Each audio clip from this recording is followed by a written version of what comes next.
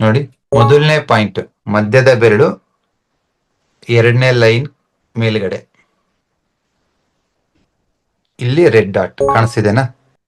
ಈ ಪಕ್ಕ ರೆಡ್ ಹಾಕಿದ್ರಲ್ಲ, ಅದೇ ಕಡೆ ಇಲ್ಲೊಂದು ಲೈನ್ ಬರುತ್ತಲ್ಲ, ಇಲ್ಲೊಂದು ಆರೆಂಜ್ ಡಾಟ್.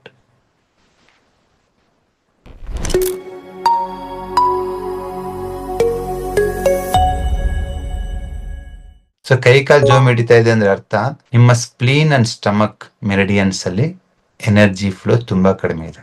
ಏನ್ ಮಾಡ್ಬೋದು? ಎರಡೇ ಡಾಟ್, ಒಂದು ಆರೆಂಜ್ ಒಂದು ರೆಡ್, ಇವೆರಡು ಡಾಟ್ ಇಟ್ಕೊಳ್ಳಿ. ವಿತಿನ್ 3 days ಅಲ್ಲಿ ನಿಮ್ ಜೋಮ್ ಹಿಡಿಯೋದು ಮಾಯ ಆಗಿರುತ್ತೆ. ಎಲ್ಲಿ ಹಾಕೋದಂತ ನೋಡೋಣ. ಓಕೆ, ಎಲ್ಲಾ ಪಾಯಿಂಟ್ಸ್ ಸಿಂಗಲ್ ಪಾಯಿಂಟ್ ಕಲರ್ ಥೆರಪಿನಲ್ಲಿ ನಾವು ಯೂಸ್ ಮಾಡೋ ಎಲ್ಲಾ ಪಾಯಿಂಟ್ಸ್ ಈ 2 ಫಿಂಗರ್ ಅಲ್ಲೇ ಬರುತ್ತೆ, ಮುಂದೆ ಮತ್ತೆ ಹಿಂದ್ಗಡೆ. ನೋಡಿ, ಮೊದಲನೇ ಪಾಯಿಂಟ್ ಮಧ್ಯದ ಬೆರಳು, ಎರಡನೇ ಲೈನ್ ಮೇಲ್ಗಡೆ ಇಲ್ಲಿ ರೆಡ್ ಡಾಟ್ ಕಾಣಿಸ್ತಿದೆನಾ? So this is your red dot. ಒಂದು. ಎರಡನೇದು, ಈ ಪಕ್ಕ ರೆಡ್ ಹಾಕಿದ್ರಲ್ಲ, ಅದೇ ಕಡೆ ಇಲ್ಲೊಂದು ಲೈನ್ ಬರುತ್ತಲ್ಲ, ಇಲ್ಲೊಂದು ಆರೆಂಜ್ ಡಾಟ್.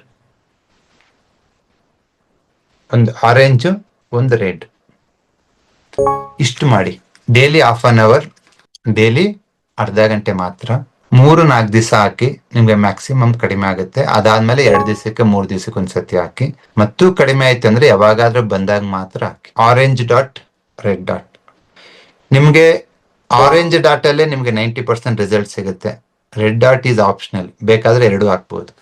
ಇದೇನ್ ಮಾಡುತ್ತೆ ಗೊತ್ತಾ? ಕೈ ಕಾಲುಗಳಲ್ಲಿ ಬಿಸಿ ಸರ್ಕ್ಯುಲೇಷನ್ ಇನ್ಕ್ರೀಸ್ ಮಾಡುತ್ತೆ. ಸರ್, ಜೋಮಂದೆ ಕಡಿಮೆ ಆಗುತ್ತಾ? ಇಲ್ಲ, ಜೋಮು ಕಡಿಮೆ ಆಗುತ್ತೆ, ಅಂಗೈ ಅಂಗಾಲು ಉರಿ ಇದ್ರೂ ಕಮ್ಮಿ ಆಗುತ್ತೆ.